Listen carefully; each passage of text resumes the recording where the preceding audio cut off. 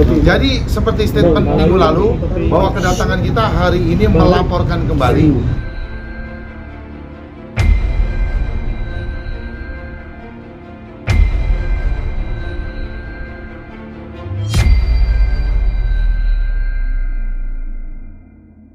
atas statementnya DS yang mengatakan bahwa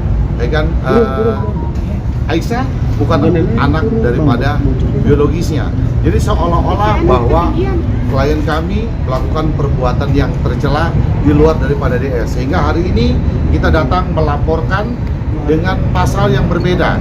Artinya pasal fitnah dan pencemaran nama baik. Kalau kemarin kita laporkan tentang undang-undang pelindungan anak. Jadi korbannya anak. Kalau sekarang korbannya adalah ibu. Mungkin ini laporan polisi lanjut, Gap. Ya, sebutin pasalnya. Pasalnya ditinggikan itu. Pasalnya itu pasal 310 ayat 1 dan atau pasal 311 Itu aja, balikin itu. Kitab Undang-Undang Hukum Pidana. Karena kali ini pelaporannya itu adalah dengan Ibu Puput sebagai korban. Kalau kemarin itu yang kita laporkan adalah terkait dengan perlindungan anak, yang menjadi korban adalah Aisyah. Tapi hari ini yang menjadi korban kita laporkan itu adalah Ibu Puput sebagai korban. Maka pasalnya adalah pasal pencemaran nama baik dan atau fitnah. Ya, ancaman hukumannya kalau pencemaran nama baik 1,4 tahun, kemudian pasal fitnah itu 4 tahun, hampir sama dengan Undang-Undang ITE.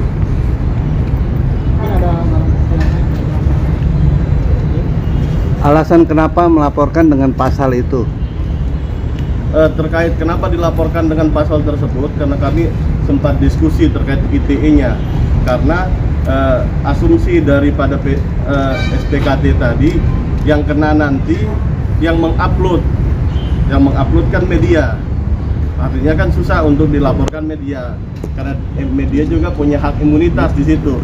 Akan tetapi pasalnya menjelaskan seperti itu. Penjelasan tersebut menurut saya keliru, karena seharusnya yang menyebarkan pertama kali adalah seorang DS dengan keinsafannya tahu bahwa itu akan disebarkan oleh media. Seharusnya undang-undang ITE-nya pun terpenuhi, ancaman hukumannya juga 4 tahun. Tapi pasal fitnah dan pencemaran nama baik, pasalnya tuh ancaman hukumannya hampir sama.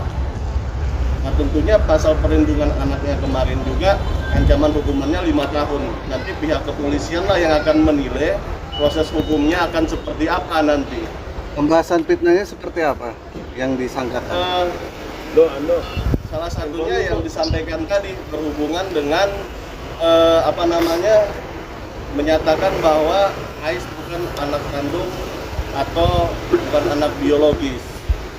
Ini kan suatu pernyataan fitnah yang disampaikan, dan nantinya pihak dari kepolisian yang akan menilai pasal tersebut antara pencemaran nama baik dan fitnahnya, termasuk tuduhan terakhirnya. Saya nggak enak menyebutkan karena menurut saya seorang pribadi udah agak keji disampaikan di media secara umum. Yang dimaksud fitnahnya itu seperti apa, Bang? Yang saya sampaikan tadi berhubungan dengan ucapannya yang mengatakan bahwa si anak bukan adalah anak biologis daripada DS. Seperti saya sampaikan tadi, Pak, kalau pencemarannya bisa diambil dari situ, bisa diambil dari ucapannya yang terakhir. Berhubungan dengan statement terakhir, mungkin teman-teman wartawan juga menyampaikan statement terakhirnya. Saya tidak enak untuk menyebutkan, kasihan ibunya kan. Baik, Mbak Puput, sebagai yang pelapor di sini, ada ucapan yang mungkin sampai akhirnya di titik ini Mama Puput melaporkan ke SPK ini seperti apa, Mama Puput? Ya, ini yang terkait dari pernyataan dia kemarin itu, ya saya serahkan kepada kuasa hukum saya. Ini bagaimana jalannya, prosesnya seperti apa, ini kena pasalnya di mana. Dasarnya itu tadi. Kemarin video beredar itu. Puput, video beredar itu ucapan dari Pak DS sendiri mengatakan bahwa Aisyah bukan anak dari beliau, dan kabarnya Puput dikabarkan pada saat menikah sudah hamil duluan, terus tidak memberikan nafkah, tidak diakui gitu. Ya Ya itu tadi udah disebutkan kan semuanya sama dari pengacara saya. Ya salah satunya itu tadi. Nanti pihak kepolisian yang akan menindaklanjuti. Artinya kan kurang etis juga, walaupun itu media televisi dan media lainnya, kita menceritakan itu. Nanti proses hukumlah yang akan menjawab seperti apa. Nah, sebelum proses hukum dilanjutkan, sudah pernah komunikasi atau seperti apa dulu? Ada komunikasi dengan pihak DS lah ya? Sebelumnya. Sampai sejauh ini kita belum pernah ada komunikasi apapun. Itu sedikit kita luruskan. Jadi ada pernyataan DS bahwa mungkin akan dikenalkan oleh ayah biologisnya atau bapak biologisnya, itu ada kalimat seperti itu. Jadi seolah-olah bahwa klien kami melakukan perbuatan di luar daripada dia. Nah, perlu diketahui sebelum nikah 1 tahun lebih dulu, artinya klien kami itu kenal dengan DS. Dia berbut ya. Jadi bukan artinya bahwa seperti pemberitaan seakan-akan hamil terus kenal DS, bukan. Jadi sudah 1 tahun menjalin hubungan dengan DS baru menikah gitu ya Mbak ya. Nah, itu yang perlu kita luruskan itu. Bang akan mendorong untuk tes DNA bang, jadi ke Khalifah lagi supaya menunjukkan bahwa ini ada anak biologis. Gimana? Tes DNA bang. Nanti prosesnya kan kita ikutin daripada bahkan proses yang dilakukan oleh penyidik. Artinya kalau perlu ada tes DNA seperti yang dikatakan oleh klien kami kan 1 miliar atau 1 juta Mbak? 1 juta miliar. Oh 1 juta miliar. Siap ya Mbak ya? Siap. Tapi saya tambahkan, tapi bukti dokumen yang menjelaskan hampir 7 tahun yang lalu, karena yang urus akta kelahirannya adalah DS sendiri, baru sekarang disangkal. Artinya kealpaan atau kekeliruan atau apa maksudnya sehingga menyampaikan seperti itu. Mbak, di akta kelahiran itu kan ada nama orang tua ya, tercantum nggak nama? Tercantum semua kan kemarin udah dikasih lihat semua kan untuk akte dan apa. Tercantum semua. Pas nama sudah aja.